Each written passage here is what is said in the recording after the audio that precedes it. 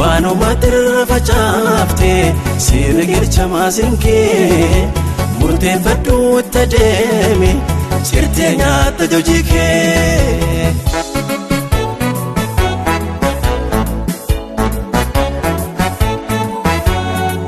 Abbootiin amantaa baay'een isaanii dhugaa wangeelaaf jecha ibiddaan gubatan. Gariin immoo billaa fi sibiilaan reebamanii ajjeefaman. Macaafa qulqulluu irraa kan arginu baay'een dararaa guddaa keessa darbaniiru. Kaan ibidda keessa, kaan boolla leencaa keessa, gariin immoo amantii isaaniif jecha mana hidhaatti darbatamaniiru. Nyaadhu imaana dhaloota, nyaadhu seenaan nagaafata. Nyaadhu imaana dhaloota, nyaadhu seenaan nagaafata. Nyaadhu lafee abboota koo, nyaadhu na abaaralmi koo. Nyaadhu lafee abboota koo, nyaadhu na abaaralmi koo. Biyya keenya keessattis baroota adda addaa keessa namoota amantaa adda addaa hordofanirra dararaan gahaa tureera. Kanneen kiristaanummaa Pirotestaantii hordofanii fi hordoftoota amantaa Islaamaa irraa miidhaan gahaa akka ture ragaalee hedduu seenaa irraa ni hubanna. Anis barumsa kan isiniif ta'u dubartii amantaa kee dhiisi jennaan diddee ijoollee ishee 3 osoo isheen ilaaltuu jalaa ajjeesanii fi osoo hin ganin ijoollee ishee dhabdee tokkoon isiniif dhiyeessaa. Subscribe gochuun hanga dhumaatti na hordofaa. Paulos, Petros, Yohannes, nyaadhu seenaan nagaafata. Imaana Yaaqoob kan Istifaanos, nyaadhu seenaan nagaafata. Dhugaadhaaf jedhanii warra jibban qannoo, nyaadhu seenaan nagaafata. Eegoonis nasiib dhaamsaas tergannoo, nyaadhu seenaan nagaafata. Seenaan gaddisiisaan kun Seent Soofiyaa fi ijoollee ishee 3 irratti biyya amma Bulgaariyaa jedhamtu keessatti kan raawwatamedha. Seenaan kunis waggoota dheeraa dura kan raawwatame. Ijoolleen ishee 3 kun kan du'an yeroo mootummaan Roomaa kiristaanummaa ukkaamsaa fi kiristaanota ari'achaa ture keessa taatee galmaa'ee darbedha. Bara raawwiin seenaa kanaas bara 137 keessa bara mootiin Roomaa mootii Hadriyaan jedhamu Roomaa bulchaa ture keessa gocha raawwatamedha. Nyaadhu imaana dhaloota, nyaadhu seenaan nagaafata. Nyaadhu imaana dhaloota, nyaadhu seenaan nagaafata. Nyaadhu lafee abboota koo, nyaadhu na abaaralmi koo. Nyaadhu lafee abboota koo, nyaadhu na abaaralmi koo. Mootiin Hadriyaan yeroo sana kiristaanota irratti adabbii cimaa labsuu fi amantii isaanii irraa akka deebi'an gochuuf ajaja cimaa kennaa ture. Haaluma kanaan Soofiyaa fi ijoolleen ishee 3 kan maqaan isaanii Feez, Hoppii fi Laaf jedhaman murtii kanaan kan ajjeefamanidha.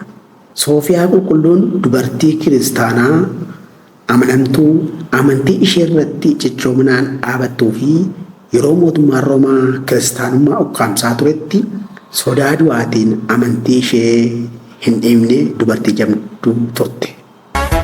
Yaadannoo gootota hundee dhiigna buure, nyaadhu seenaan nagaafata. Mannaan jedha seenaan yoo dhugaa gurgure, nyaadhu seenaan nagaafata. Wangeela abboonni koo lubbuun geeddaranii, nyaadhu seenaan nagaafata. yoo waan xinnoof gatumaannaan jedha waaqni, nyaadhu seenaan nagaafata. Ijoollee ishee 3 guddiftes ijoollota durbaa 3 jaalala amantii ishee Waaqayyoo fi barsiisa kiristaanaa galmaan ga'uuf jettee dhabdee seenaa adda galmeessitee dubartii dabarteedha.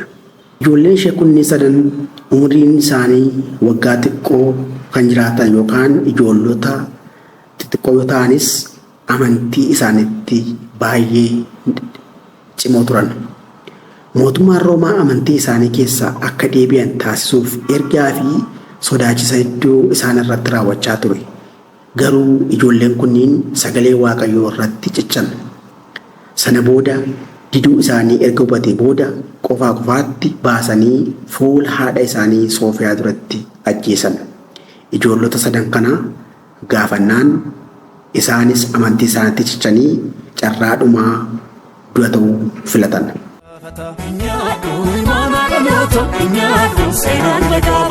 Nyaadhu lafee abboota koo, nyaadhu na abaaralmi koo. Nyaadhu lafee abboota koo nyaadhu abaalalmi koo.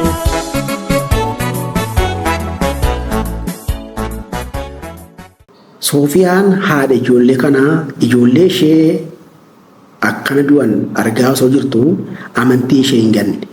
Ijoollee ishee erga du'anii booda reeffa isaanii fi awwaala isaanii bira guyyoota 3 teessee hafuura gaddaa fi kadhannaa guutuun ofii ishees bakka awwaalcha isaaniitti guyyaa 3ffaatti duutee addunyaa kanarraa boqotte.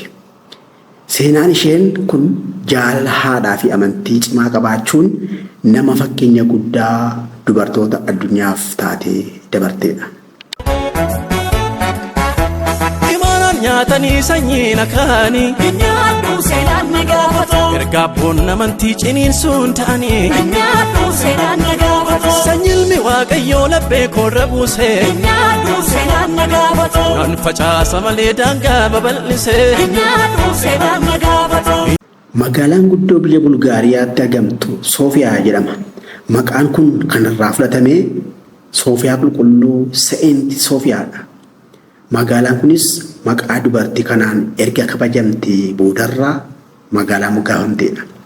Akkasumas manni kiristaanaa guddaan ishee yaadachuuf kan ijaarame Se'eent Soofiyaa Church jedhamee waamamaa jira.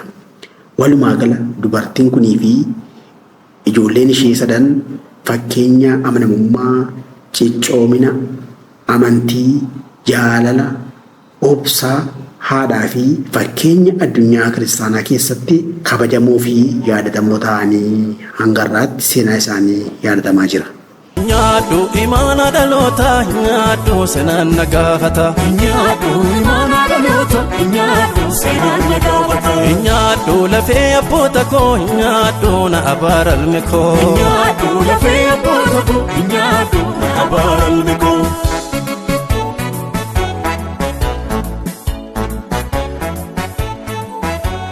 Maqaan Seent Soofiyaa akka qulqulleettii tokkootti kan beekamee fi kabajames baroota booda yeroo kiristaanummaan sirna mootii keessatti qooda olaanaa argatee turetti.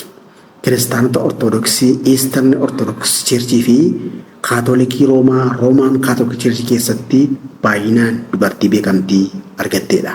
Maqaan ishii beekamtii kan argatte immoo kiristaanummaan seera mootii ta'ee yeroo jalqabutti bara jaarraa 4ffaa fi jaarraa 5ffaa keessa maqaan ishee qulqulleettii fakkeenya jaalalaa, obsaa fi amantii taatee beekamtii guddaa argatte.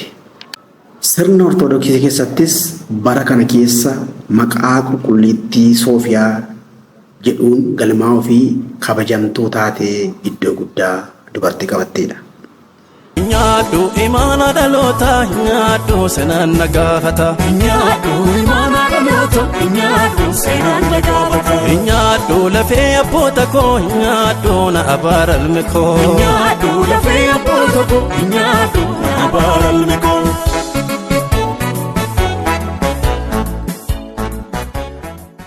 Magaalaan Soofiyaa magaalaa guddoo biyya Bulgaariyaa taatee kan moggaate maqaa ishee irraa kan fudhatamee fi sababa manni kiristaanaa guddaa kan maqaa Seent Soofiyaa Church jedhamu keessa jiruufidha. Ayyaana yaadannoo ishee fi ijoollee ishee 3niif hundeeffames jira. Ayyaana kiristaanaa fulbaana 17 Ortodoksii fi Kaatolikii keessatti kan yaadatamee ooludha. Yaadannoo goototaa hundee dhiigna buuree nyaadhu seenaan na gaafata. Waannaan jedha seenaan yoo dhugaa gurguree nyaadhu seenaan na gaafata. wangeela abboonni koo lubbuun geeddaranii nyaadhu seenaan na gaafata. yoo waan xinnoof gatumaannaan jedha waaqni.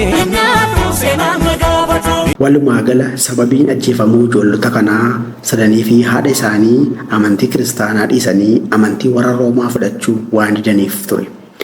Maqaan ijoollee ishee yeroo moggaafaman amantii, abdii fi jaalala jechuun moggaafte. Akkuma jettes wantoota kana hunda agarsiisuun dorgommii ishee xumurte. Anaa fi isin dabalatee namoonni hedduu seenaa ishee irraa barataa jira. Nyaadhu imaana dhaloota nyaadhu seenaan na gaafata. nyaadhu imaana dhaloota nyaadhu seenaan na gaafata. Nyaadhu lafee abboota koo nyaadhu na abaalalmi koo. nyaadhu lafee abboota koo nyaadhu na abaalalmi koo.